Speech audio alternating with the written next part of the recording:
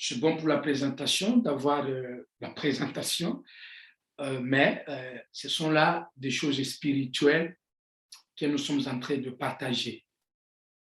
Donc, nous nous servons de la technologie à la limite du possible. C'est pour cela que je vous invite à prendre des notes. Voici le sommaire. Je vais parler de 3 points sur la naissance de Jésus, pourquoi elle est une bénédiction inattendue de l'humanité. Le premier point, ce sera parce que elle apporte l'identité de l'humanité en Dieu, c'est-à-dire elle donne à l'humanité l'identité divine. Je vais expliquer ce que cela veut dire. Et la deuxième chose importante par rapport à la naissance de Jésus, c'est qu'elle apporte la lumière du salut à l'humanité. La lumière du salut à l'humanité. Et là, c'est un sujet d'une grande joie pour tous les habitants longtemps restés dans le ténèbre. Je suis là en train de calquer même certains passages de la Bible, nous lirons ensemble. Et le dernier point, la naissance de Jésus, bien-aimé, est un élément fatal. Fatal. Parce que le destin à latin signifie fatal, donc vient du mot festus, c'est comme tout ce qui est fatal, donc terrible. Alors, la naissance de Jésus, bien-aimé dans le Seigneur, apporte une précision sur le destin final de l'humanité. En d'autres termes, elle décide même du destin de l'humanité. La naissance de Jésus décide du destin de l'humanité. C'est là que je mis déjà entre parenthèses, vous êtes sauvés ou perdus. Avant la naissance de Jésus, on ne saurait pas catégoriser, mais là, depuis sa naissance, soit l'homme est sauvé, soit il est perdu. Il n'y a pas du juste milieu. C'est ce dont nous allons parler. Alors, voici la première partie. Il y a déjà des passages là que vous pourrez noter ou prendre en photo. L'identité en Dieu par rapport au recensement de la terre. Et j'ai ces supports-là. Celui qui est intéressé, je pourrais même lui envoyer sur WhatsApp ou par mail. Il y a 2 passages là-bas. J'essaierai de lire quelques passages, peut-être pas tous les passages, mais vous pouvez déjà les noter comme ça. Alors, le deuxième point, la lumière venue sur la terre. Et là, on va parler des ténèbres qui règnent sur la terre, c'est-à-dire la mort, et que la lumière est là enfin. La lumière brille sur la terre. Ça veut dire quoi? Et puis, au dernier point, le destin final de l'humanité. Et là, c'est amener les hommes au salut, apporter la parole de Dieu aux hommes. Voilà, en bref, rapidement, ce dont nous allons parler et par rapport à cela. Mais bien aimés dans le Seigneur, je pourrais vous envoyer ces supports numériques si vous le souhaitez. Bien. Alors, la naissance de Jésus. Bien. Allons directement dans l'évangile écrit par Luc au chapitre 2, le verset 1er, au 35e. C'est vraiment long, bien aimé dans le Seigneur, mais comprenez que c'est pour la meilleure compréhension. Lisons ensemble Luc chapitre 2, verset 1er au 35e. Je veux lire au même moment la version 8 secondes. la version Louis II dite originale, Luc chapitre 2,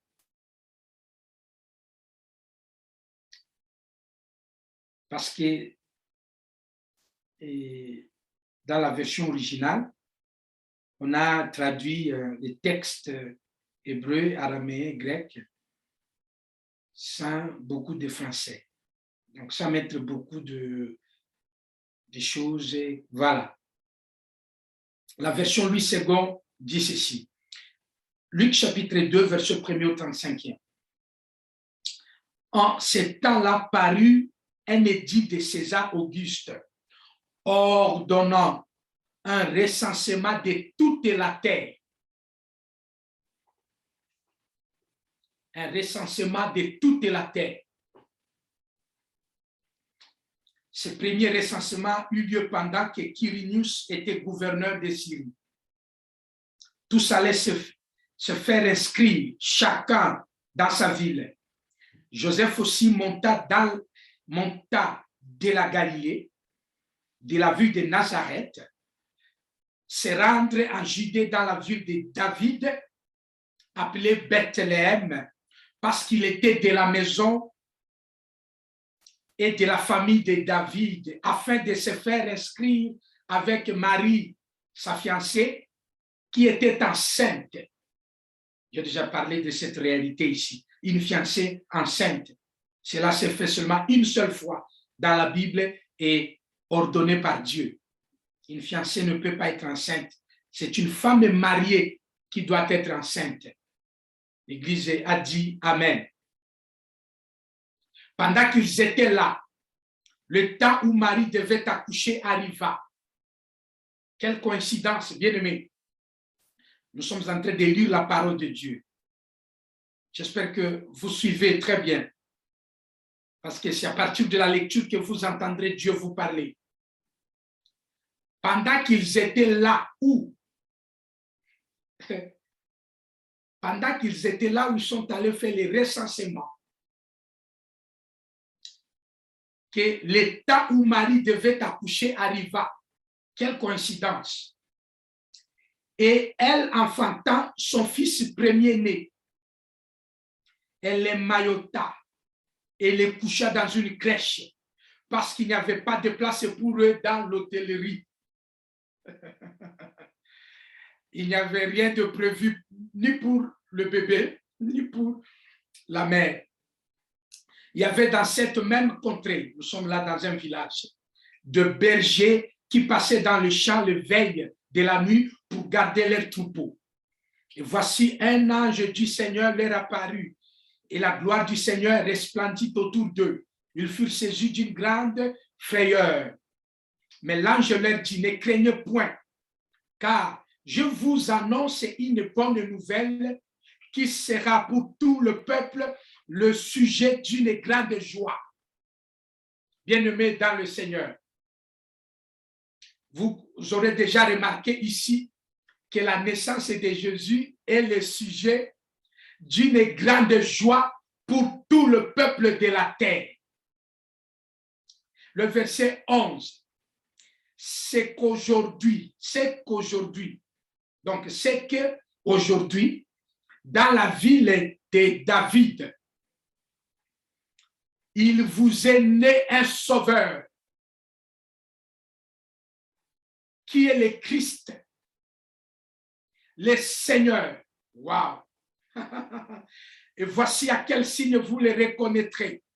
Vous trouverez un enfant émailloté et couché dans une crèche. Et soudain, il se joignit à l'ange une multitude de l'armée céleste, louant Dieu et disant, gloire à Dieu dans le lieu très haut et paix sur la terre parmi les hommes qui l'agréent. Gloire à Dieu dans le lieu très haut et paix sur la terre parmi les hommes qui l'agréent. Bien-aimés, vous savez que les anges ne louent pas n'importe où. Ils ne louent pas n'importe qui. Les anges louent là où Dieu se trouve. Les anges n'adorent que Dieu. Et comme quelque chose s'est passé, il est arrivé qu'une armée céleste est descendue. Ce sont là les séraphins, les adorateurs des cieux sont descendus parce que celui qui devait être adoré se trouva à ce moment-là précis dans une contrée, dans un coin à Bethléem, dans une crèche, émailloté. Wow. Et il disait, gloire à Dieu dans le lieu très haut. Et au même moment, les anges, pour la première fois, ils proclament et paix sur la terre parmi les hommes qui l'agréent. Les anges ont découvert, ils ont compris que la terre sera dans la paix parce que Dieu vient d'agréer les hommes. Bien aimé, c'est une déclaration terrible. Vous savez, les anges contrôlent leurs paroles lorsqu'ils sont devant Dieu. Jean les ayant vus dans l'Apocalypse, il dit, il ne faisait que répéter jour et nuit, Saint, Saint, Saint est l'Éternel. Les anges ne prononcent jamais n'importe quelle parole. Et surtout quand ils adorent. Mais là, particulièrement, ils vont souligner quelque chose dont nous sommes en train de parler ce soir. Une bénédiction inattendue de l'humanité, la naissance de Jésus. Ils disent gloire à Dieu dans le lieu très haut et paix sur la terre parmi les hommes qui l'agréent. Et lorsque les anges les eurent quittés pour retourner au ciel, effectivement, les anges devaient retourner. Le berger se dit les uns les autres, ce sont des villageois, de fermiers. Le berger se dit les uns aux autres. Quelle coïncidence de voir cet homme de Jésus naître au milieu de bergers. N'annonçait-il pas qu'il était le bon berger à ce moment-là? Je ne sais.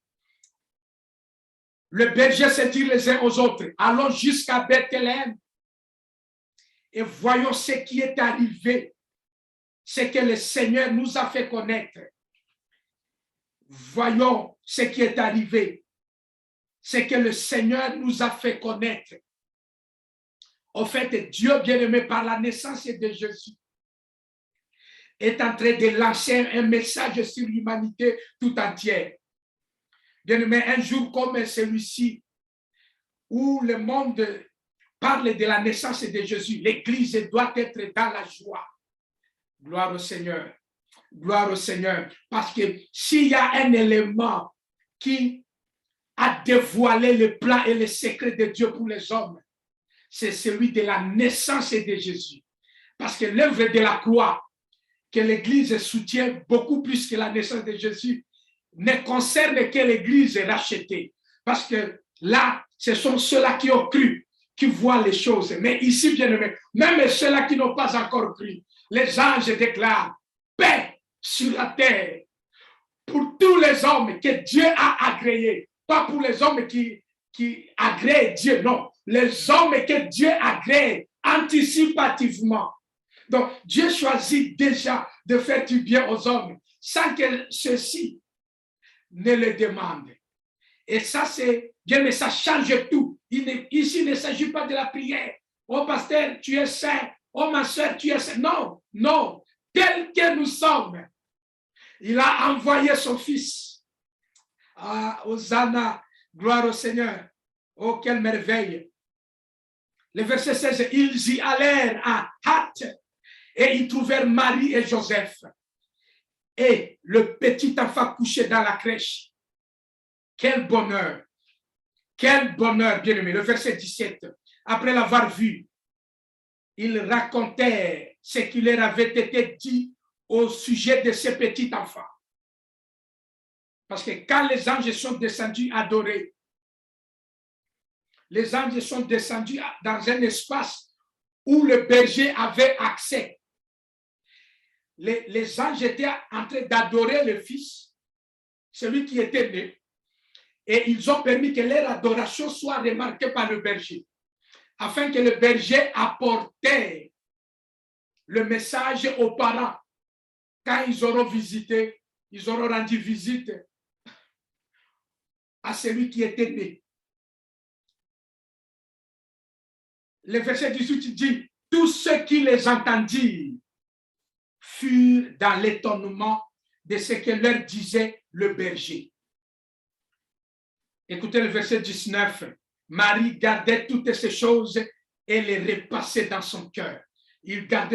Marie gardait toutes ces choses et les repassait dans son cœur. Dieu connaît le cœur des femmes. Voilà pourquoi, quand il est venu, il est passé par la femme pour lui révéler le secret. La première personne à être informée exactement de la chose, c'était Marie. Ce n'était pas son fiancé, non, c'était Marie. Parce que Dieu sait le cœur d'une femme. La femme est une grande bénédiction pour une famille. Est-ce que les femmes ont dit Amen? Oh, alléluia, gloire au Seigneur. Et ça, c'est très important, bien aimé. Voilà pourquoi je passe là-dessus rapidement. La femme ne devient pas autre chose. Tu es une grande bénédiction pour la famille, pour l'Église, pour la nation. Parce que Marie gardait toutes ces choses.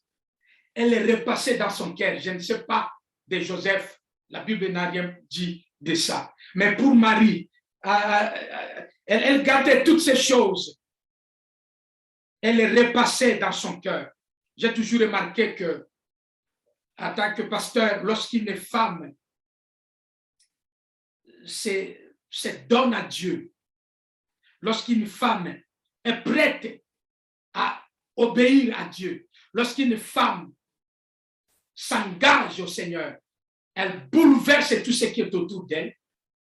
Elle fait en sorte que même Nabal, qui ne pouvait jamais être conscient du mal, retrouve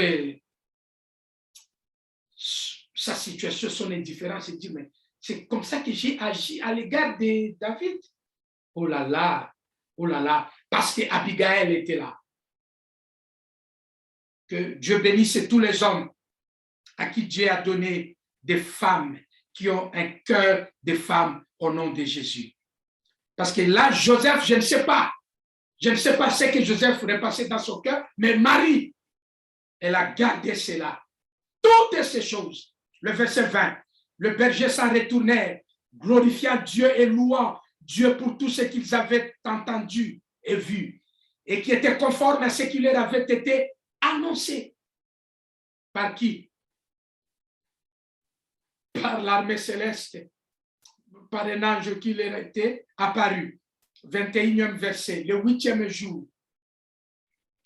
Il s'est passé 8 jours maintenant. Le 8e jour. Restez là, bien-aimés.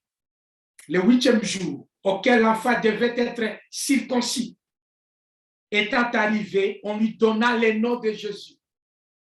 Nom qu'avait indiqué l'ange avant qu'il fût conçu dans le sein de sa mère.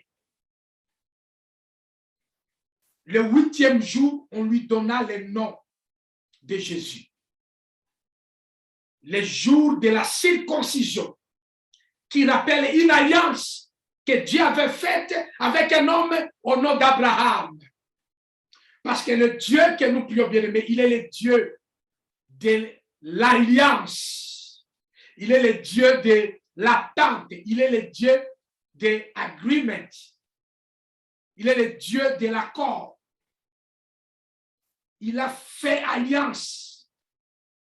Et ici, il est déjà en train de rappeler l'exécution de son alliance. Parce que c'est à ce moment-là, à la circoncision, que l'on donna le nom à l'enfant. On donna sens à ce pourquoi cet enfant est venu, sauveur de l'humanité. Le verset 22, et quand le jour de leur purification fut accompli, selon la loi de Moïse, Joseph et Marie le portèrent à Jérusalem, le présenter au Seigneur. Le présenter au Seigneur. Suivant ce qui est écrit dans la loi du Seigneur. Tout mâle, premier-né, sera consacré au Seigneur. et pour offrir en sacrifice 2 tourterelles, 2 jeunes pigeons, comme cela est prescrit dans la loi du Seigneur. La parole de Dieu est précise, bien-aimés dans le Seigneur. Voilà pourquoi les gens qui ne sont pas avec nous ne comprennent souvent pas pourquoi nous servons Dieu avec autant de précision. Tout ce que nous faisons dans l'Église, il y a parfois des choses que les gens regardent à partir du dehors et interprètent mal. Les sacrifices dans les églises, comme on le fera vendredi prochain, les offrandes d'action de grâce, c'est une recommandation du Seigneur. C'est parce que nous sommes reconnaissants au Seigneur que nous lui apportons en guise de gratitude ce que lui-même nous a donné pour lui dire merci. Et quand on ne parle de Dieu, on ne saura même pas, c'est quoi ça? Même si vous ne donnez pas, vous pouvez seulement dire merci. Et ça suffit. Parce que, est-ce que Dieu a besoin de tout ça? Hein? Arrêtez avec vos histoires-là, c'est l'Ancien Testament, nous sommes au Nouveau Testament. C'est pas ça. Notre Dieu, il est le Dieu de principe. Il est le Dieu qui tient parole. Quand il dit quelque chose, lui-même veille sur sa parole pour l'accomplir. Et voilà pourquoi ici, vous remarquerez que même avec Jésus né, on l'a fait passer par le principe de la parole que lui-même, en tant que Dieu, avait fait prescrire par son serviteur Moïse. Il a été circoncis au 8e jour, des moments de douleur. On devait faire des sacrifices, offrir pour lui, selon ce qui est prescrit par la loi du Seigneur. Mais quel Seigneur ici? Lui-même, le Seigneur.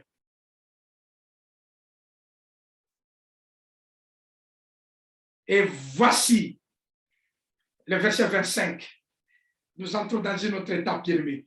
Voici, il y avait à Jérusalem un homme appelé Siméon. Cet homme était juste et pieux. Pieux signifie craignant Dieu. Juste, vous le savez, c'est celui qui manifeste sa foi en Dieu par les œuvres. Il ne dit pas seulement, moi j'aime Dieu, moi, non, non. Il va jusqu'aux œuvres. C'est ce qu'Abraham a fait. Et Dieu l'appela juste. Il a donné Isaac. Et Dieu a dit, Abraham, je sais maintenant que tu m'honores. Tu ne m'as même pas privé ton fils unique. Cet homme était juste et pieux. Il attendait la consolation d'Israël et l'Esprit Saint était sur lui. L'Esprit Saint était sur lui.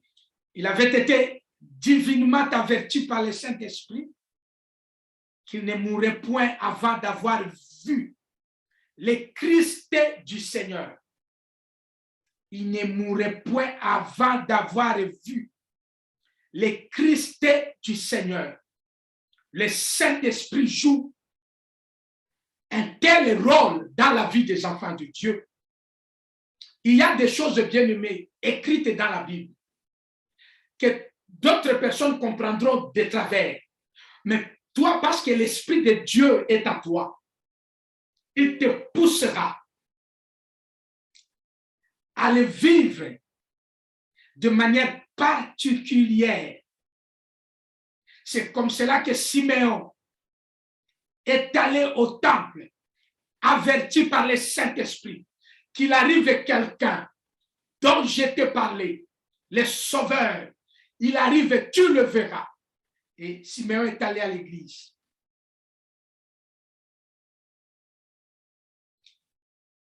Le Seigneur lui avait même dit, tu ne mourras pas sans avoir vu le Christ.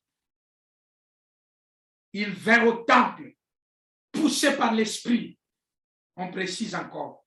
Et comme le parent apportait le petit enfant Jésus pour accomplir à son égard ce que la loi ordonnait, il le reçut dans ses bras, bénit Dieu et dit, maintenant Seigneur, tu laisses ton serviteur s'en aller en paix, selon ta parole, car mes yeux ont vu ton salut. Salut que tu as préparé devant tout le peuple, Bien, mais écoutez cette précision. Je reprends le verset 29.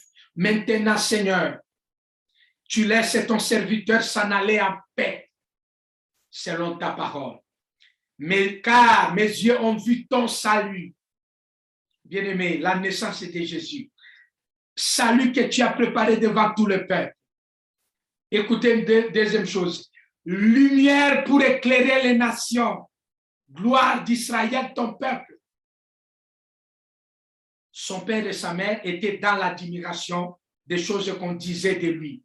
Siméon le bénit et dit à Marie, sa mère, voici cet enfant est destiné à amener la chute et le relèvement de plusieurs en Israël et à devenir un signe qui provoquera la contradiction.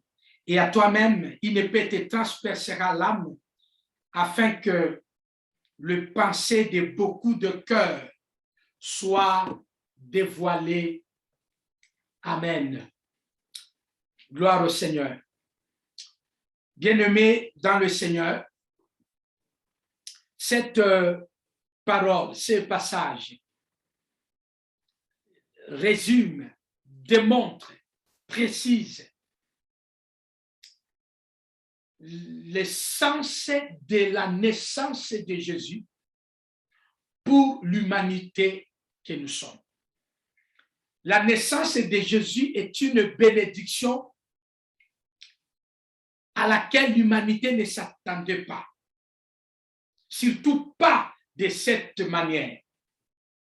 Voilà pourquoi, lorsque les adorateurs sont descendus du ciel, ils ont béni le Seigneur, en faisant remarquer que Dieu vient d'agréer les hommes de la terre. Et les anges ont proclamé à l'unisson paix sur la terre. Bien-aimés dans le Seigneur, la naissance de Jésus a déclenché une merveilleuse bénédiction sur la terre que la terre n'a jamais connue auparavant. La naissance de Jésus, bien aimé, c'est un événement aussi glorieux que l'on ne peut imaginer. Cet événement ouvre la porte au salut, bien aimé, à la vie, au contact des hommes avec Dieu. C'est la naissance de Jésus qui est à la base de tout ce que l'on peut connaître aujourd'hui de bien. Gloire au Seigneur. Et c'est là que ça nous amène, bien aimé, à comprendre, parce que je vais revenir de temps en temps par rapport à ces versets que nous venons de lire dans Luc chapitre 2, verset 1er au 35e, parce qu'il y a là 3 étapes dans ce passage-là, 3 étapes qui démontrent ce qui nous apporte la naissance de Jésus aujourd'hui. Je remarque que le monde, bon, en fait déjà un événement commercial, autre chose que ça, mais on ne peut pas condamner le monde pour cela, on ne peut même pas les juger. C'est sa façon de faire et nous déjà, nous sommes contents que la télé en parle autant. Donc, moi, je suis béni. Donc, quand j'attends depuis le début de cette semaine, Noël, quel que soit le nom qu'on donne là, je sois d'accord ou non, je l'accepte ou non, ça, c'est pas ça ma préoccupation. Moi, je suis heureux de voir que mon Seigneur, notre Sauveur, est célébré autant sur toute la face de la terre. Et ça, en tout cas, c'est formidable. Personne ne pourra dire qu'il n'a pas entendu parler de Jésus. Parce que tout le monde, même les incroyants, les infidèles, tous entendent parler de la naissance de Jésus. Et c'est que cette naissance d'homme ici bien aimé est remarquée d'ores et déjà au premier verset. La Bible dit au premier verset que l'édit de l'empereur Auguste ordonna le recensement de toute la terre. Bien-aimés dans le Seigneur, l'empereur Auguste. Alors, l'empereur ici, c'est une traduction erronée. L'empereur l'empereur, pour les Romains, un empereur, on ne l'appelait pas empereur, donc on l'appelait dans leur langue imperator, qui est traduit aujourd'hui comme empereur. Mais le vrai sens de imperator en latin signifie le général en chef, les commandants en chef. C'était un responsable militaire, un vainqueur, donc c'est un conquérant. Imperator, conquérant, ce n'est pas dans le sens de l'empereur. Alors, l'empereur, là, ça atténue un peu, c'est comme l'empereur du Japon, hein, vous voyez, non, c'est pas comme ça, c'était un commandant en chef. C'est comme ça qu'on traduisait ça, imperator, commandant en chef. Et Dieu suprême, lui-même en tant que le premier de tous les commandants en chef. D'ailleurs, la Bible l'appelle l'Éternel des armées. Bien aimé, Dieu est le général en chef de tous les chefs militaires. Là où il y a les armées, lui, il est l'Éternel des armées. Il est le premier de tous les responsables des armées. Il va ordonner à celui qui, à cette époque-là, était le commandant en chef de toute la terre. Il était impérator, l'impérateur de toute la terre. Empereur César Auguste. Dieu va lui inspirer de faire le recensement. Une première de son genre. David a fait le recensement à son époque, bien aimé, en Israël. Il y a des recensements nationaux, des recensements régionaux. Mais là, la Bible parle dans Luc chapitre 2, verset 1er. Le recensement de toute la terre. De toute la terre. Parce que c'est Auguste qui régnait sur toute la terre à cette époque-là. Et il a fait le recensement. Vous pouvez vous dire, c'est une coïncidence. Non, bien aimé. Avec Dieu, il n'y a pas de hasard. Gloire au Seigneur. Bien aimé, avec Dieu, il n'y a pas de hasard. Parce que ici, là, dans cette naissance de Jésus, il est surtout question de l'identité en Dieu. Bien aimé, l'identité de l'humanité en Dieu. C'est ce que Malachie appelle ramener le cœur des enfants vers leur père et le cœur de père vers les enfants. Ici est une question, bien aimé, de Dieu, de dire à son peuple qu'il a créé, c'est moi qui suis votre créateur et je viens vers vous pour vous sauver. Et pour qu'il n'y ait pas de confusion, il va ordonner l'identification des habitants de la terre. Peut-être qu'il y avait des géants à cette époque-là. Peut-être qu'il y avait des races impures. Souvenez-vous, juste pour rappel, quand le pasteur Jean, prophète Jean était en train de prêcher dans le désert, il a vu un groupe de gens arriver, se faire baptiser. Il a crié sur ce groupe-là. Et vous, race de vipères, qui vous a appris à fuir la colère à venir? Il a parlé de race de vipères, la race du serpent. Qui vous a appris? Ça, c'est Jean le baptiseur qui a dit, bien-aimé dans le Seigneur, à cette époque-là, le Seigneur voulait d'abord ordonner l'identification des habitants de la terre. Les hommes devaient être identifiés. Vous savez pourquoi? C'était un préparatif de celui qui devait naître. Parce que la Vierge était déjà enceinte. Et quand la Vierge était enceinte, elle se trouvait dans une ville qui n'était pas la sienne. Or, celui qui arrivait là, il s'appelait le Shiloh. Il devait descendre de David.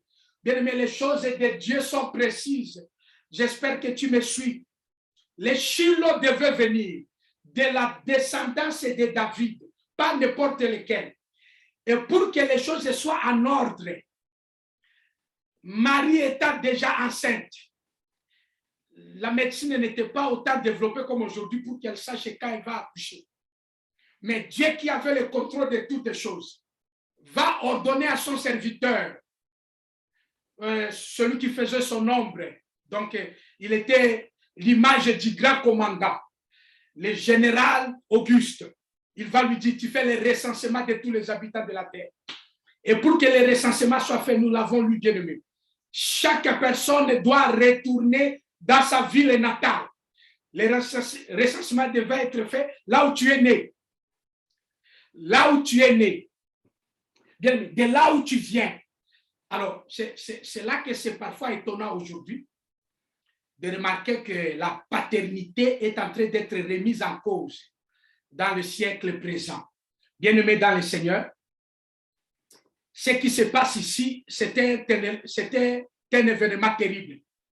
Voilà pourquoi en Grande-Bretagne, j'ai suivi une fois à la télé sur BBC, lorsque le prince est né, quand la reine doit accoucher en Grande-Bretagne, le premier ministre, le ministre de l'Intérieur, doit être là pendant l'accouchement, parce que le prince qui naît, le prince qui naît là, on ne doit pas être falsifié. Un changement de bébé peut se faire. En Grande-Bretagne, c'est terrible. C'est donc, il faut vérifier. Et ils ont raison, parce que Dieu créateur, lorsqu'il a envoyé son fils, non, il a ordonné le recensement. Et c'est comme ça que Dieu a parlé par Auguste, bien-aimé. Juste pour identifier, identifiez-vous qui est votre père, d'où êtes-vous, de qui descendez-vous, vous êtes de quel père, quelle est votre origine, vous êtes de quelle race. Bien-aimé, la question de paternité est divine. Les enfants sans père sont sans repère. Je m'étonne de voir aujourd'hui le diable s'imposer dans la société jusqu'à faire en sorte que les femmes accouchent, aient des enfants, sans que les enfants aient de père. Parce qu'il y a la technologie qui permet, il y a des choses. Et ça, c'est une bombe à retardement. Bien-aimés dans le Seigneur. Il y a des enfants qui naissent sans père, ne connaissent pas de père. Et les femmes le font de façon volontaire. Bien-aimés dans le Seigneur, je vous en supplie. Vous savez, la naissance de Jésus, cette bénédiction, Dieu devait la protéger.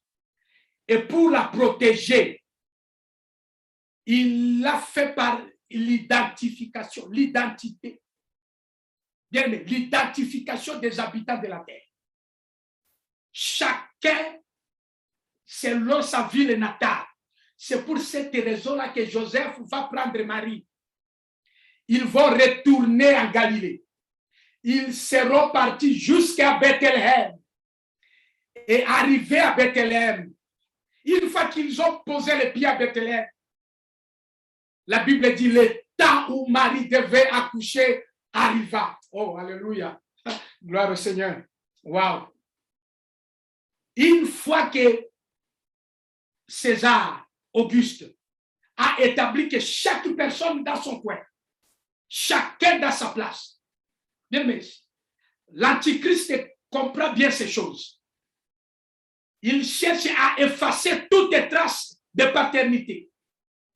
Lorsqu'il n'y a pas d'identification paternelle précise, bien aimé, identification paternelle, il y a un problème. Regardez le monde où il va aujourd'hui. Ça risque de créer la confusion.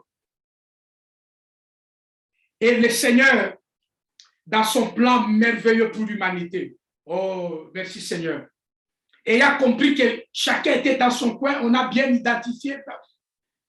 Marie arrivait à Bethléem, Joseph aussi. Et la Bible précise bien, il est arrivé à la maison de David, dont il était le fils. Et c'est là que Dieu dit, maintenant l'accouchement va commencer. Les douleurs de l'enfantement va se faire maintenant. Et c'est à ce moment-là que Marie sentira les douleurs de l'enfantement arriver. Mais elle va aller où? Il n'y avait pas de place pour accoucher. C'est là qu'elle va se diriger vers les animaux. Tout cela, bien aimé, n'était pas un hasard. En fait, Dieu était en train d'annoncer à l'humanité que celui qui naissait n'était pas un homme comme les autres. C'était un agneau pascal qui doit naître parmi les animaux.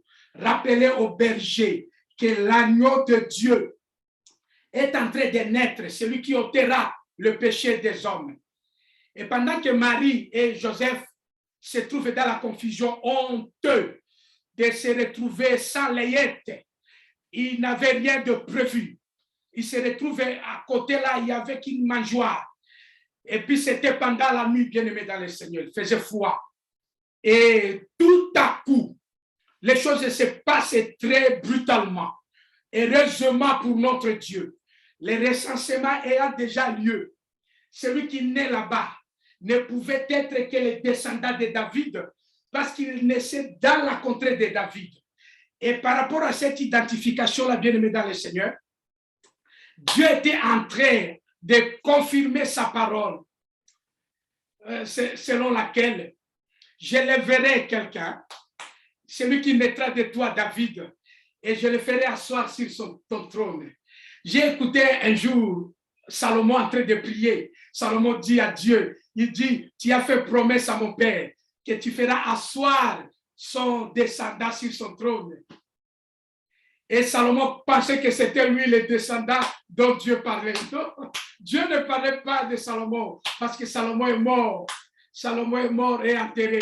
Non, Dieu parlait du Shiloh, de celui-là qui devait arriver à ce moment, identifié comme fils de Dieu. Celui qui va amener la possibilité aux hommes maintenant de s'identifier à Dieu. Bien-aimés dans le Seigneur, cette naissance de Jésus, écoutez ce que Ésaïe dit à sa manière. Quand vous lisez dans Ésaïe chapitre 9, verset 6, dans Ésaïe chapitre 9, la Bible dit, les hommes, les habitants de Zabulon et de Nephtali, ayant longtemps vécu dans les ténèbres, ont vu la lumière de Dieu resplendir sur eux. Tous les habitants, tous ceux-là qui étaient dans les ténèbres, voient la lumière. Car un fils nous est donné, un fils nous est né. On l'appellera admirable, conseiller, Père éternel, Prince de la paix. On précise là, bien aimé, l'identité de celui qui naît, de celui qui arrive. Nous avons là à la personne de Jésus, l'enfant, le Fils de Dieu, bien-aimé dans le Seigneur. Cette naissance qui non seulement annonce qu'il est Fils de Dieu, mais montre aussi que nous pouvons devenir enfants de Dieu. L'accès à l'identité d'être enfant de Dieu est maintenant possible et ouvert. Et c'est ce que Jean écrit dans Jean chapitre 1, verset 12 à 14, qu'il y a une lumière qui est apparue sur la terre. Et cette lumière-là a fait que tous ceux-là qui croient en elle deviennent enfants de Dieu, non pas selon la volonté de la chair des hommes, mais selon la volonté de Dieu.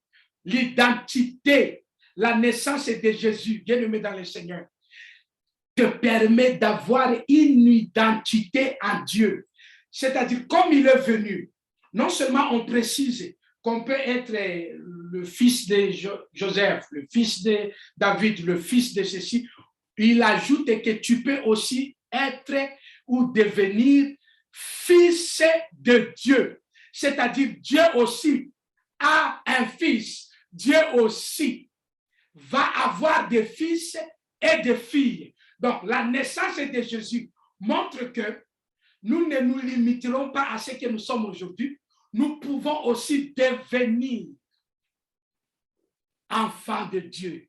Ah, je dirais Amen. Nous ne nous limitons pas à être seulement des créatures, des êtres, des humains, des peuples. Non, on peut aussi devenir enfants de Dieu. Alléluia. Gloire au Seigneur. Voilà pourquoi Jésus, quand il a enseigné déjà en son temps aux apôtres comment prier, il leur dit, quand vous priez, vous direz, notre Dieu, béni soit ton nom. Non, il a dit notre Père. Notre Père. Il a dit quand vous priez, dites notre Père. Il a encore dit, vous savez, tout ce que vous avez, vous voulez demander, tout ce dont vous avez besoin, demandez à mon nom et le Père vous les donnera.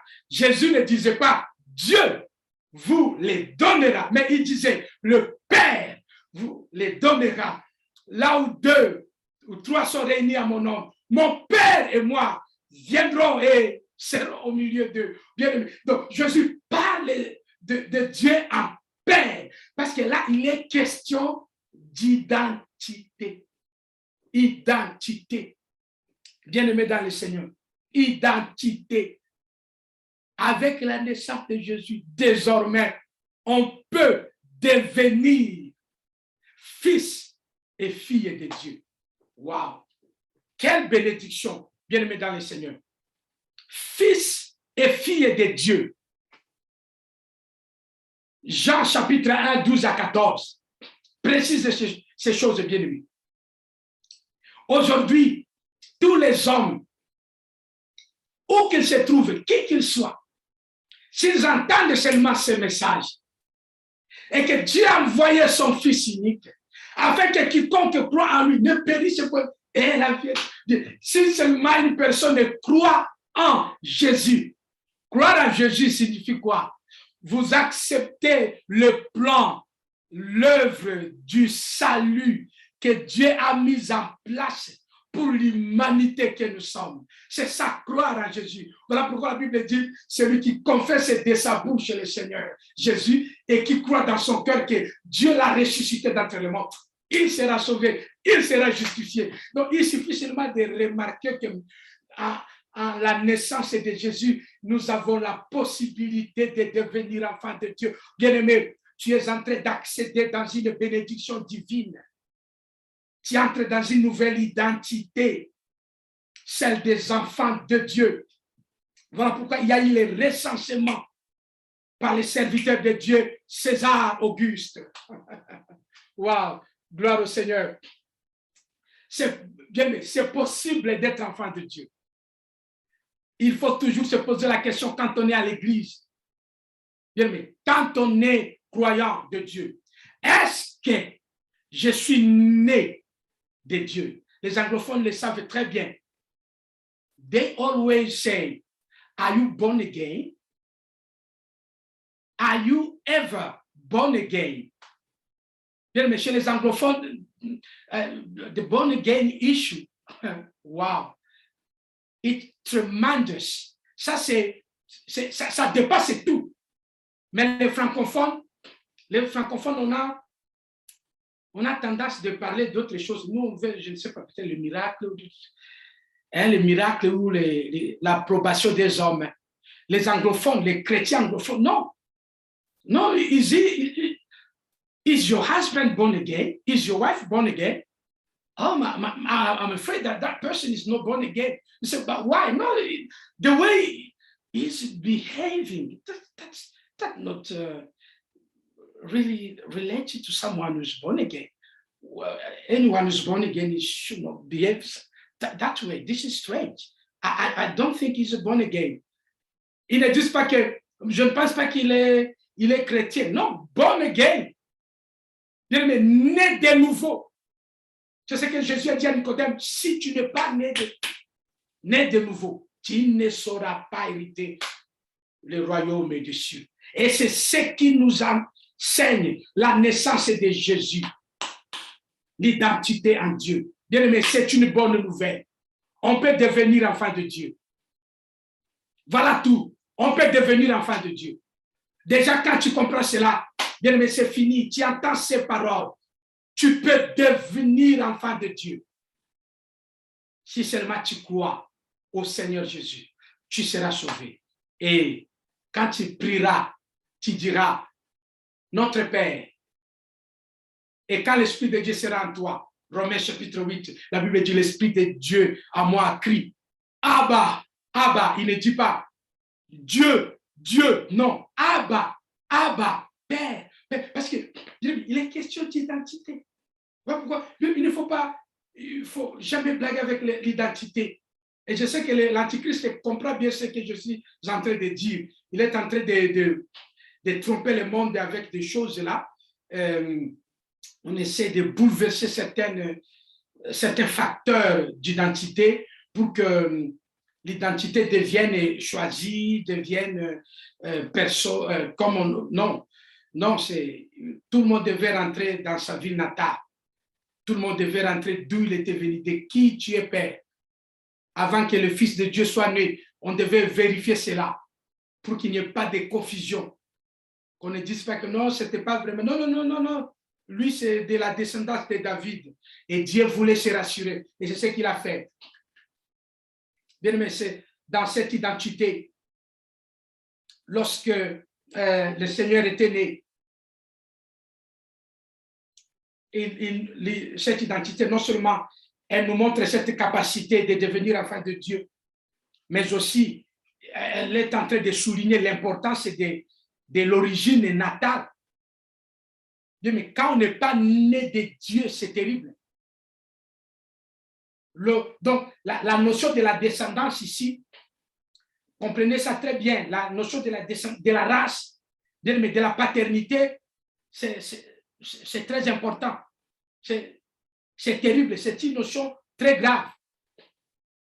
Il ne faut pas blaguer avec cela. Parce que par la paternité, ça montre qui est à l'origine de toi, qui est à l'origine de ton salut.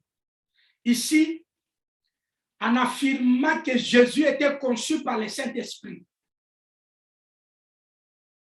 en faisant en sorte que cela soit vérifiable, Dieu est en train de prouver que l'œuvre-là du salut provient de lui, en permettant que la Vierge soit enceinte.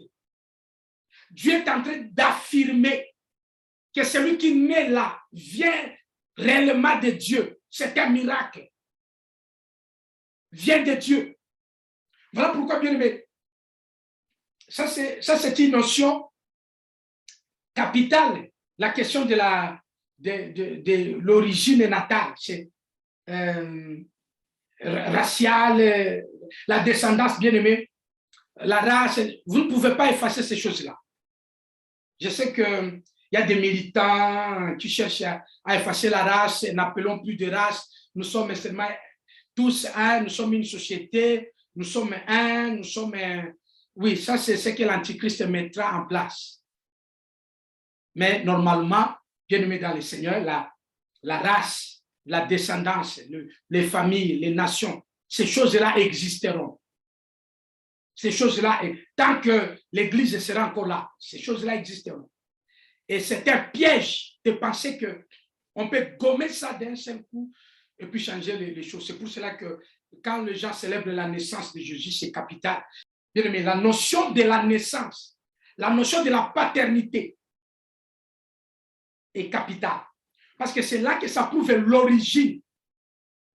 Qu'est-ce qui te motive à prier? Qu'est-ce qui te pousse à demeurer dans le Seigneur? Qu'est-ce qui est à la base de ton salut? Bien, mais c'est ça la question. Et quand vous lisez dans Actes des Apôtres, bien aimé, Actes des Apôtres, chapitre 13, ici, on aurait remarqué, bien aimé, comment l'apôtre Paul, bien aimé, explique ces choses par rapport à l'importance de la descendance ici.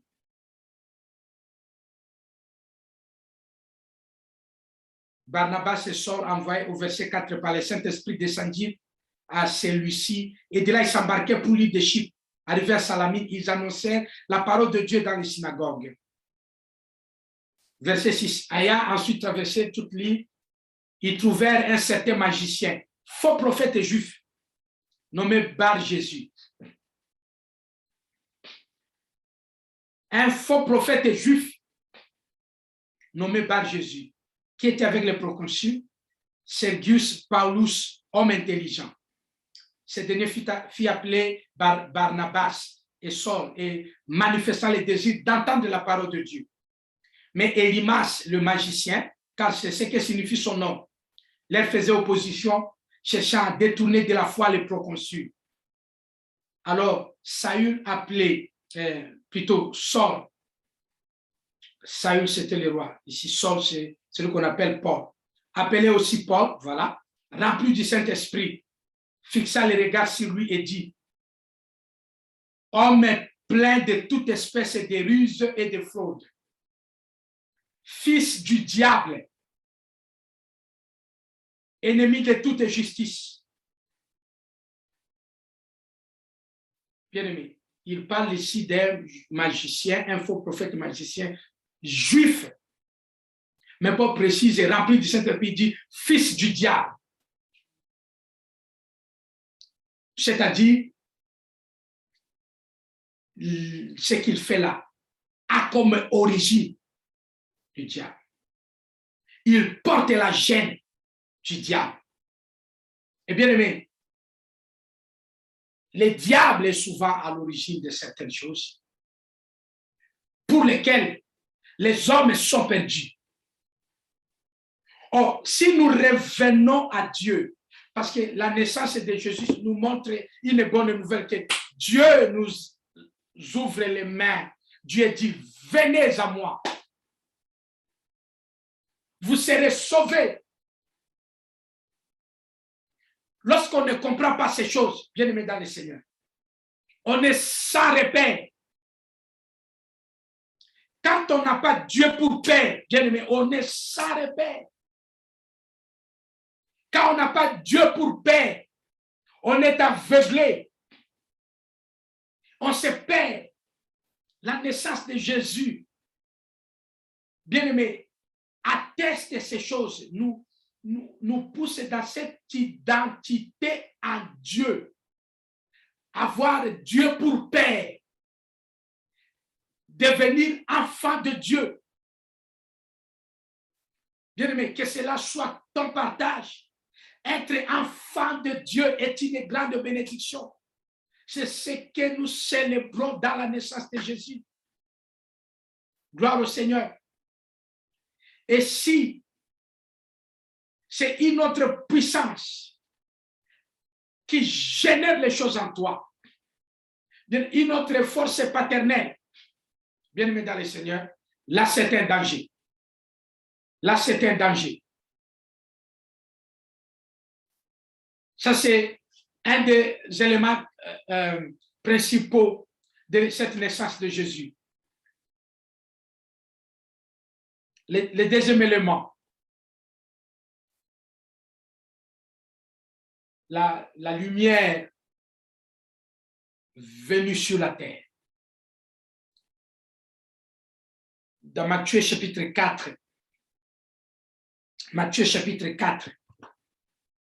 versets 10 à 16, bien me confirme ce qui a été écrit dans Ésaïe chapitre 9.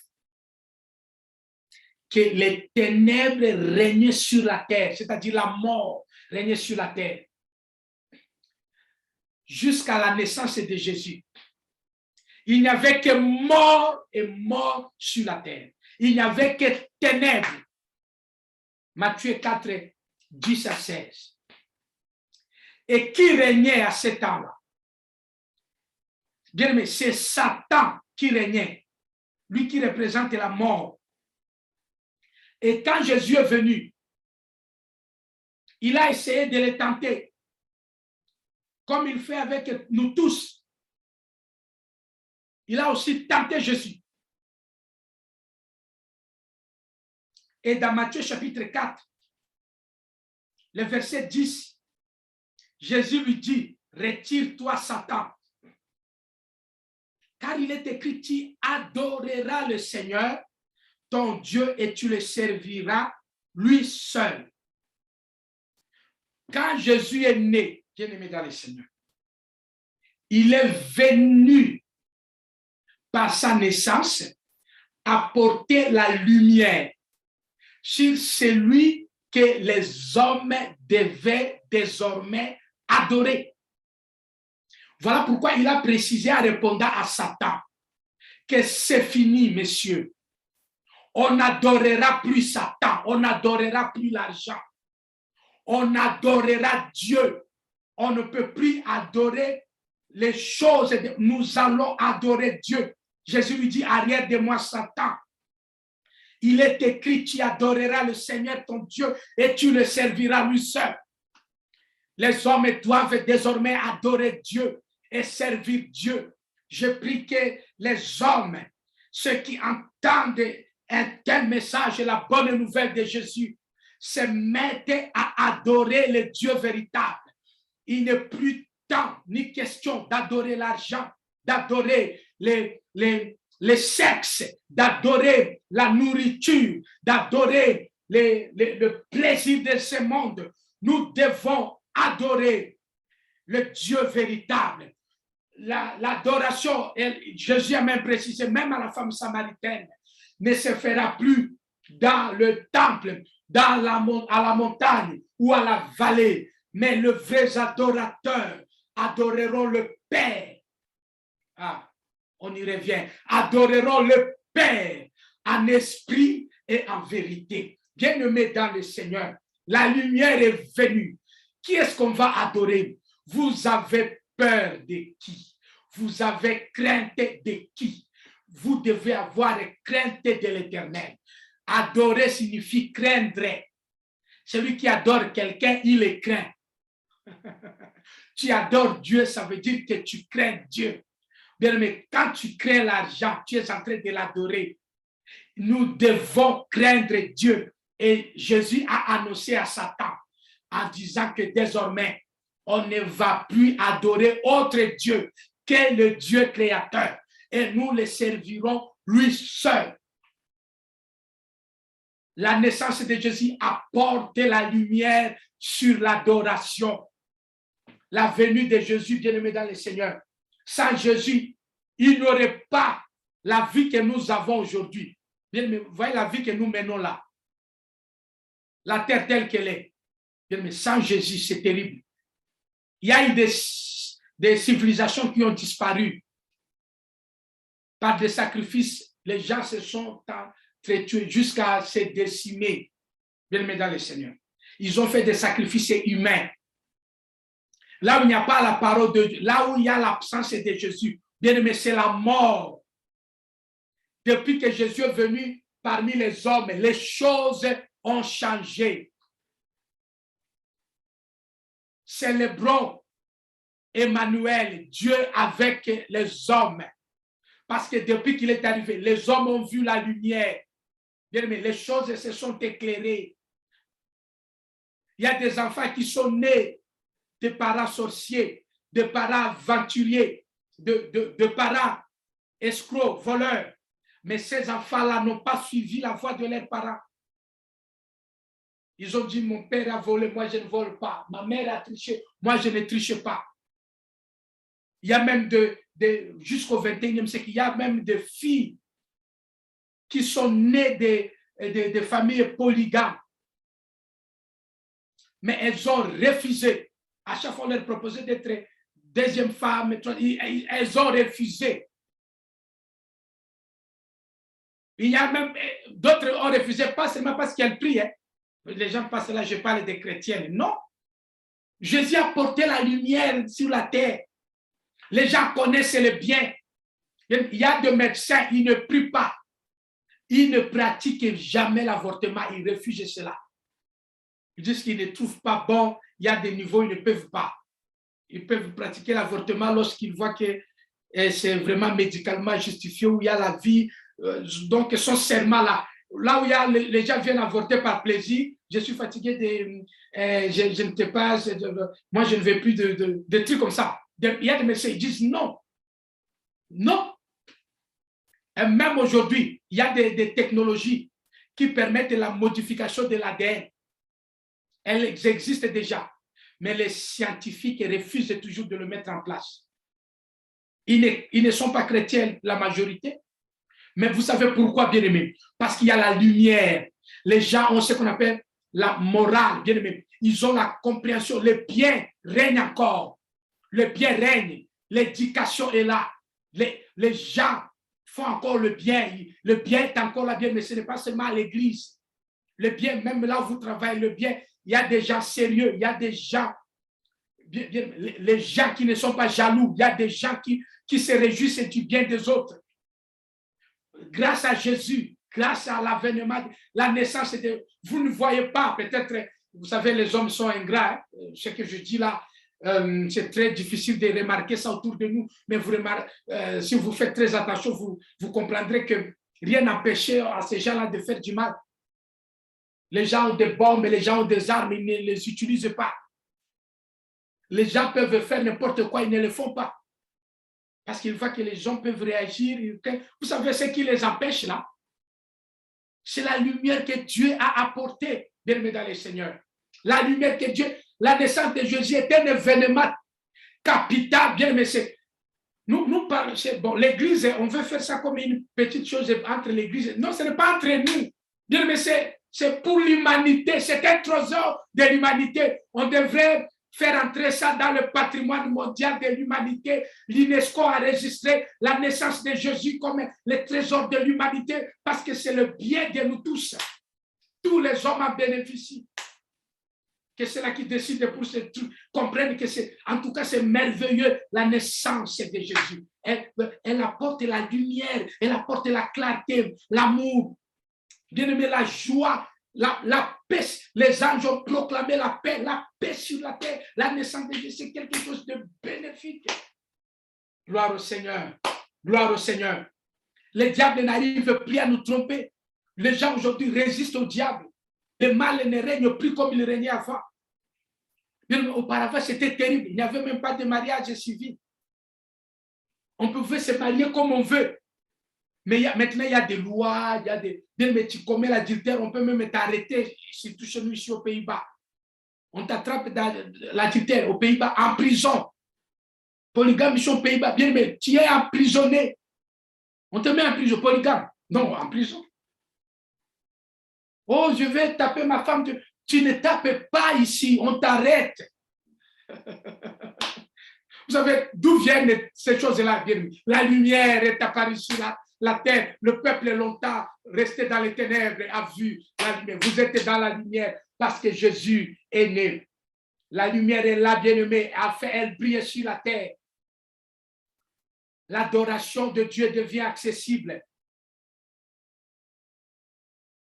On peut maintenant trouver les chemins de Dieu. C'est grâce à Jésus, bien-aimé. C'est grâce à la naissance de cet homme de Jésus. Cette naissance, bien-aimé, c'est une bénédiction insoupçonnée des hommes. L'humanité ne savait pas. Il ne savait pas, bien-aimé, dans le Seigneur. C'est une bénédiction terrible. Il y a des choses là où toi, parent, tu as échoué, mais ton enfant s'en sort. L'enfant ne te suit pas. Tu te trouves, tu dis, mais cet enfant est plus sage que moi. Moi, sautant, je ne faisais pas cela. La lumière de Dieu sur l'enfant. Alléluia. Oh, gloire au Seigneur.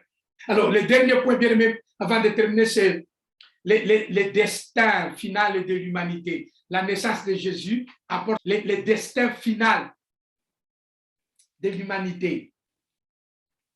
C'est ce que le pasteur Siméon a dit dans sa prière et a reçu le Fils Jésus dans le temple. Quand il priait pour rendre grâce au Seigneur, hein, nous l'avons lu dans Luc chapitre 2, que Siméon était prévenu par le Saint-Esprit qu'il ne mourrait pas sans avoir vu le Messie, le Christ de Dieu. Et quand finalement il a vu, Siméon a béni le Seigneur. Et il a dit, cet enfant sera l'objet de la chute, sera la raison de la chute et du relèvement de plusieurs. Et aussi qu'il apporte une épée une parole qui sera comme une épée. Et elle va transpercer l'âme. Elle va toucher jusqu'au niveau de l'âme. Bien-aimés, ici, vous avez deux passages, Luc chapitre 2, 34 à 35, Jean chapitre 15, versets 22 à 23, Hébreux chapitre 4, versets 12 à 13, et Jérémie 23, 29. Le destin final de l'humanité ici se décline dans deux choses. Premièrement, c'est que la naissance de Jésus, bien-aimé, amène le salut aux hommes. La naissance de Jésus donne une dernière chance à toute l'humanité et précise qu'il est désormais possible d'être sauvé. Et sinon, on est perdu. Avec la naissance de Jésus, il est montré clairement que soit tu choisis d'être sauvé, soit tu choisis d'être perdu. Et Jésus est là au milieu. Lui, il est la vie. Il dit, venez à moi. Voilà pourquoi, quand il a commencé à prêcher, il a dit, repentez-vous. Le royaume de cieux est proche de vous. Donc, c'est une traduction. Ça veut tout simplement dire, le royaume de cieux s'approche de vous, le règne de Dieu. Donc, là où Dieu est, c'est approché des hommes où vous êtes. En d'autres termes, Jésus était en train de dire, Dieu est venu vers vous. Le salut est maintenant disponible. Soyez sauvés. C'est votre dernière chance. Gloire au Seigneur. Bien, mais c'est ça la naissance de Dieu. Le destin final de l'humanité. Nous allons être sauvés ou bien nous allons être perdus. En fait, Jésus lui-même représente et le salut des hommes et la perdition de ceux-là qui ne veulent pas croire. Bien, mais le choix est donné. Depuis l'avènement de la naissance de Jésus, on n'a plus d'excuses. Il n'y a ni chaud ni froid. Tu choisis Dieu, tu es sauvé. Tu ne choisis pas Dieu, bien-aimé, tu es catégoriquement perdu. Et qu'est-ce qui se passe? Dans Hébreux chapitre 4, verset 12 à 13, la Bible dit la parole de Dieu est comme une épée à deux tranchants, capable de pénétrer jusqu'à notre fort intérieur, séparer la moelle épinière du cerveau, donc des choses inséparables. Jérémie 23, verset 29. La Bible dit la parole de Dieu brise comme un marteau. Elle brise. Elle tranche comme une épée. Elle est bouleversante. Bien aimé, comme un feu.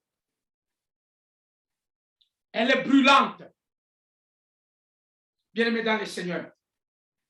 La naissance de Jésus, elle amène beaucoup de gens à être sauvés. Au même moment, elle affirme aussi la condamnation de ceux qui refusent d'être sauvés. Il n'est pas question de dire que moi, je ne veux pas suivre Jésus, mais je vais faire ma vie et je vais m'en sortir moi-même. Bien-aimé, tu ne t'en sortiras pas. La naissance de Jésus, c'est l'amour de Dieu manifesté aux hommes. Dieu a tant aimé le monde qu'il a donné son Fils unique afin que quiconque croit ne périsse, mais ait la vie éternelle. Quiconque croit ne périsse point. Bien, mais il est question de ne pas périr. Voilà pourquoi, si vous n'acceptez pas Jésus, bien aimé dans le Seigneur, vous êtes vers la perdition. Mais vous qui acceptez Jésus, vous êtes heureux parce que Dieu vous bénit. Vous avez le relèvement de votre vie. Vous êtes relevé de là où vous étiez tombé dans la mort et dans le péché. La parole de Dieu va vous transpercer. Elle va vous travailler, bien-aimé. vous sentirez un peu de douleur par moment. Vous serez un peu découragé. Vous verrez comme si c'est dur de se sacrifier pour Dieu. Mais bien aimé, c'est juste un sentiment, une émotion. En fait, c'est ce que la parole de Dieu apporte. C'est comme une épée. Ça va te faire comme si ça te blesse, comme si ça brille en toi. Continue à t'attacher à Dieu. Fais le bien. C'est une bénédiction, bien-aimé, d'avoir Jésus dans ta vie. Tu es déjà identifié comme enfant de Dieu. Et tu as la lumière de Dieu, bien-aimé. Tu connais le bien. Continue à faire le bien. Et reste dans cette voie-là.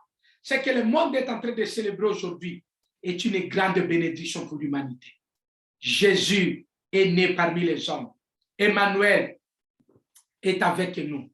Bien-aimé dans le Seigneur, ça c'est la bonne nouvelle pour toi. Ça c'est la parole de Dieu pour toi. C'est que tu es déjà identifié comme enfant de Dieu. Identifié comme enfant de Dieu. Et que cette naissance de Jésus te permet aujourd'hui, bien-aimé, de vivre dans un monde où tu peux choisir de faire le bien, de vivre comme enfant de Dieu, de marcher dans la voie du Seigneur, d'être éclairé et de marcher dans la lumière. Et aussi, savoir que ton destin final, bien-aimé, est scellé à la personne de Jésus. C'est à Jésus que tout sera accompli. Tout sera fini en Jésus. Tous les habitants de la terre, écoutez, il n'y a de salut en aucun autre sur la terre. Actes des Apôtres 4, verset 12. Car il n'y a aucun autre nom qui a été donné parmi les hommes par lesquels nous devions être sauvés. Pour être sauvé, c'est Jésus. Tu veux être sauvé, va vers Jésus. Va à Jésus. Crois en Jésus. Adore Jésus. Sers Jésus. Cherche Jésus. Accroche-toi à Jésus. Persévère avec Jésus. Reste avec Jésus. Bien-aimé dans le Seigneur, ta vie en dépend. Laisse que le Seigneur te bénisse. Oh, qu'il bénisse sa parole. Au nom de Jésus. Amen, amen. Oh, alléluia. Est-ce que tu peux acclamer la parole du Seigneur? Oh, Emmanuel, Dieu parmi nous. Oh, gloire au Seigneur. Merci, merci Jésus.